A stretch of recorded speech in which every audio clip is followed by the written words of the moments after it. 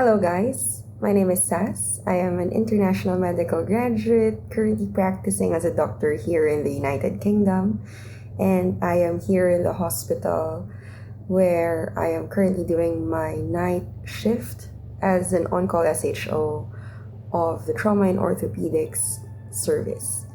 If you want to know more about how an on-call shift works, just do stick around.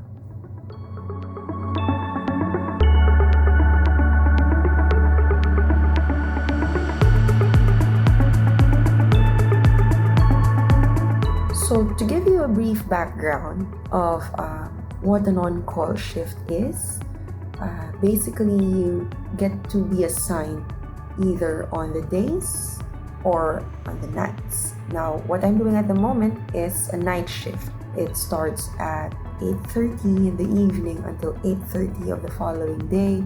Usually, it could extend for a couple of minutes if the trauma meeting is quite extensive. But if the day on call, it's still the same. It would start at 7:45 in the morning, it ends at 8:30 in the evening. So if you're the on-call doctor, usually all trauma and orthopedic related cases coming from the A&E or the emergency department and from different wards in the hospital will be referred to you. So they use this bleep or pager system, which is what I have here.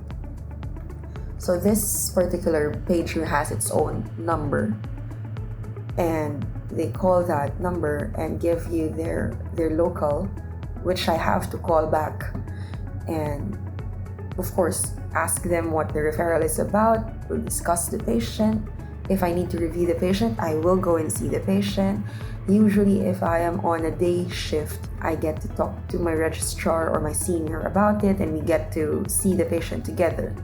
We also discuss all of these patients that we accept in the trauma meeting the following day with the consultants. Now, if you're the night doctor, and what I'm doing right now is just waiting for this to bleed. Hopefully it doesn't bleed anytime soon. While we're doing this particular number will show up here, and I will call them and we will discuss if this patient needs to be seen under trauma and ortho, and we'll discuss the patient's case. Usually it's a fracture or maybe some other concerns like a trauma call or a neck of femur fracture call, or maybe some pain management concerns. Basically anything trauma, they get to contact this bleep and I get that number. And that happens for the whole night. There was a time when it was very busy. I had almost 25 referrals. That was really, really busy. That was a day. And we had to do some documentation, clerking, request for x-rays, bloods, and see the patient if they're clinically stable, if they have some neurovascular deficits and the like.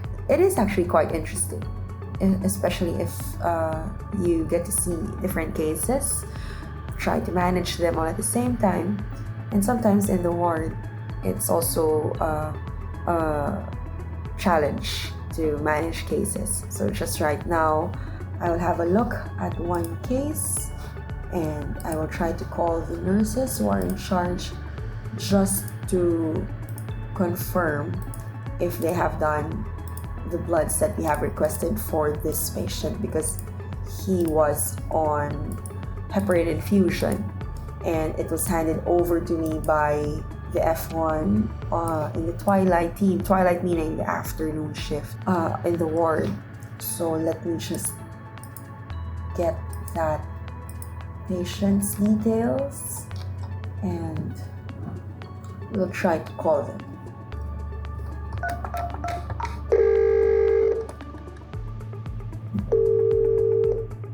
So I'm currently calling the ward just to check about this patient, and no one is answering. Hello, good evening, sir. Hi, this is the Ortho SHO on call. I just wanted to ask about the patient in D3.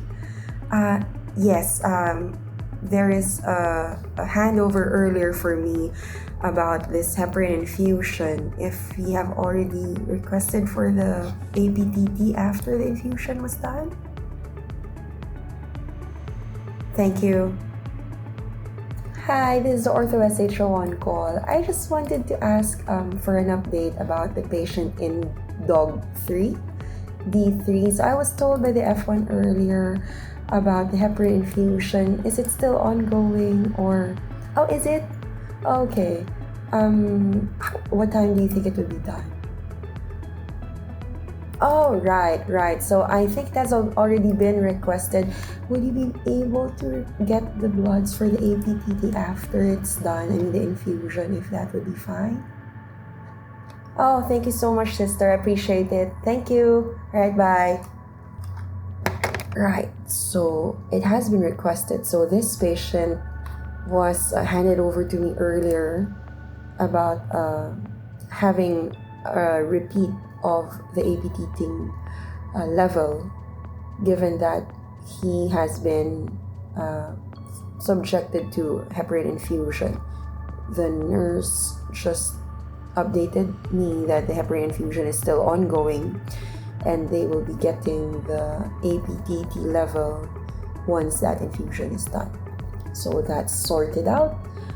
I am just reading the notes of these patients, and alongside it, I'm also doing some data gathering for some study that I am a part of, and hopefully doing some research on the side as well. So here in the UK, it is actually quite common for doctors to have researches on top of the usual hospital work that we do. It could be an audit or quality improvement type of work, or a specific research of a field that you're interested in, or maybe you can join some other projects that are offered by your department. It really depends. And at the moment, I am also part of the team handling the teaching of the clinical attachment group. So our hospital is actually quite famous for providing this remarkable program for international doctors to have the opportunity to undergo a clinical attachment or observership. I'll have a separate vlog in detail about that particular program, which is happening soon, so just stay tuned. So yeah, this is basically the on-call. I am just hoping that this will not ring anytime soon, and we will just discuss the patients that have been seen in the day team, and I'll make sure that the operative list for tomorrow morning has been prepared and settled. So that's it. It's not really that interesting because I haven't really gotten out of the fracture clinic, as I haven't gotten any bleeds just yet. But I just hope this stays the same until tomorrow morning. So I will definitely give you more updates on my journey here as a doctor in the UK. If you have maybe some suggestions on what you want to see, what you want to know, on how to be a doctor here in the UK, please feel free to leave some comments below, and I will be glad to definitely look into it. So someone called from the ward,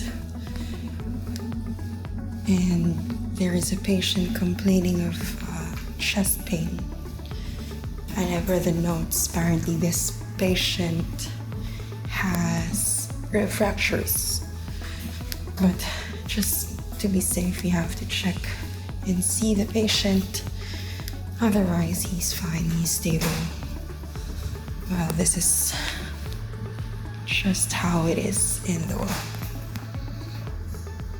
Yep, there is basically literally no one but me at 3:30 in the morning. And then I'm going back to the A&E to see the trauma patients. Those were brought in because of a trauma call. One had to come in because of a dislocated ankle after several falls, and the other one had a motor vehicular accident. So I will check the patient, hear the ward first, and go back to the A&E. See you in a bit. So just a quick update from the previous clip that you've seen. That patient who complained of chest pain at around 3:30 in the morning, his ECG came back normal, and I was able to examine him. He was completely stable and fine other than the chest pain. I just made sure to be safe given his past medical history of some stents placed before I requested for a troponin, and fortunately it came back normal several hours later. So it was managed in terms of his pain level, and he was then handed over to the doctor after my shift. So I'm currently here, my last night shift for the week, and that's it. Hopefully this shift will remain as is, just like the one yesterday. But I have already seen several patients before I shot this clip, but I will definitely give you more updates in my next vlog. Please don't hesitate to put some comments on what you want to see next down below, and I will try my best to consider them in my next set of videos. Please don't hesitate to like, share, and subscribe in this channel for more updates about how to become a doctor in the UK. Thanks for watching. I will see you again soon. Bye for now.